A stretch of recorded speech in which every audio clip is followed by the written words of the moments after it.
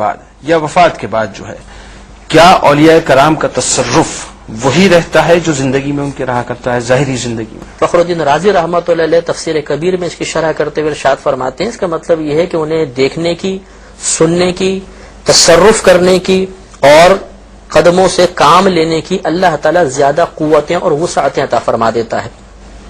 عام آدمی اس دیوار کے پار نہیں دیکھ سکتا، اللہ کی عطا سے وہ ولی اگر چاہے تو پہاڑوں کے پیچھے بھی اس کی نگاہ پہنچ سکتی ہے، وہ ہزاروں میل دور کی چیزیں دیکھ سکتا ہے، دور دراز کی آوازیں سن سکتا ہے، ایک مقام پہ بیٹھے بیٹھے اپنا ہاتھ بڑھا کر چاہے تو کائنات بھر میں بھی تصرف کر سکتا ہے، یہ بھی ثابت ہے، اور اس کے لیے زمین کو لپیٹ دیا جاتا ہے، وہ کم وقت میں بہت لمبا فاصلہ بہت تیزی کے ساتھ طے کر لیا کرتا ہے۔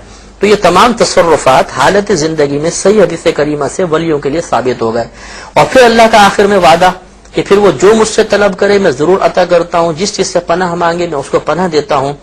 اس سے معلوم ہوا کہ اللہ تبارک و تعالی حالت زندگی کے اندر دنیاوی زندگی میں ولیوں کو یہ تمام نعمتیں عطا فرماتا ہے،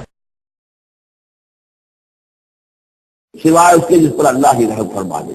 وحال بینہم الموت، اور اسی گفتگو کے دوران ایک بڑی سی موج حائل ہوئی ان کے مابین، فکان من المغرقین، اور وہ بیٹا جو ہے ان کی نگاہوں کے سامنے غرق ہو گیا۔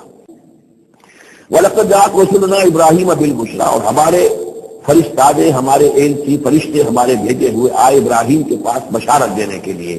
قالوا سلاما، انہوں نے آ کر کہا سلام۔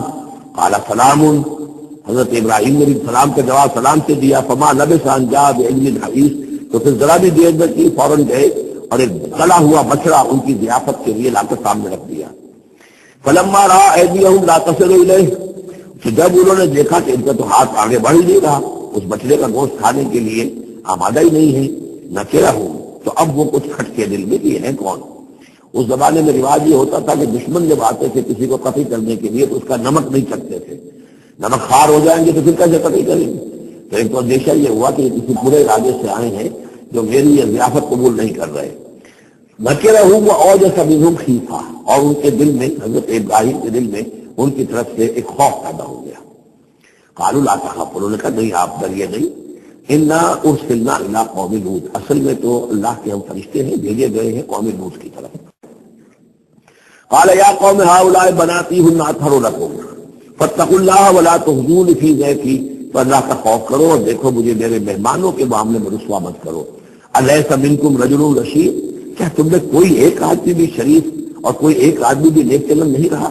یعنی کوئی تو تم میں سے ایسا نکل آتا جو میرا ساتھ دیتا، جو میری ہاں میں ہاں ملاتا، تم میں تو معلوم ہوتا کہ کوئی ایک شخص بھی شریف النفس باقی نہیں رہا۔ قالوا لقد علمت ما لنا فی بناتک من حق، انہوں نے کہا کہ اے لوط تمہیں خوب معلوم ہے تمہاری بیٹیوں پر ہمارا کوئی حق نہیں ہے۔ اس سے معلوم ہوتا ہے وہ دوسری ہی بات ہی زیادہ آگے ہے۔ وَإِنَّكَ لَتَعْلَمُ مَا نُرِيدُ، اور تم خوب جانتے ہو جو ہم چاہتے ہیں، یعنی باتیں مت بناؤ، ہماری توجہ جو ہے ادھر ادھر لے جانے کی کوشش نہ کرو، تم جانتے ہو ہم جو چاہتے ہیں، جس کے لیے ہم حاضر ہوئے ہیں، جس کے لیے ہم پہنچے۔ قال لو ان لی بکم قوۃ، انہوں نے کہا کاش کہ میرے پاس تمہارے مقابلے کے لیے کوئی طاقت ہوتی، او آوی الی رکن شدید، یا میں کوئی قلعہ ایسا ہوتا جس میں مضبوط میں جا کر پناہ لے لیتا اور تم سے اپنے آپ کو اور اپنے مہمانوں کو بچا لیتا۔ السلام علیکم ورحمۃ اللہ وبرکاتہ۔ کیا آپ نے سورہ ہود کی ان واقعات پر غور کیا ہے؟ اگر یہ بات سچ ہوتی جیسا کہ مفتی صاحب کا ماننا ہے کہ اولیاء اللہ کے پاس بے پناہ طاقتیں اور اختیارات ہوا کرتے ہیں، پھر کیوں نوح علیہ السلام نے اپنے ڈوبتے ہوئے بیٹے کو ہاتھ بڑھا کر نہیں پکڑ لیا؟ کیوں ابراہیم علیہ السلام نے فرشتوں کو اجنبی سمجھ کر اپنے دل میں خوف محسوس کیا؟ اور پھر کیوں لوط علیہ السلام نے کہا کاش مجھ میں تمہارے مقابلے کی طاقت ہوتی؟ اس سے یہ واضح ہوتا ہے کہ وہ بھی عام آدمیوں کی طرح تھے، ہاں جب اللہ چاہتا تب ان سے کچھ معجزات دکھوا دیتا۔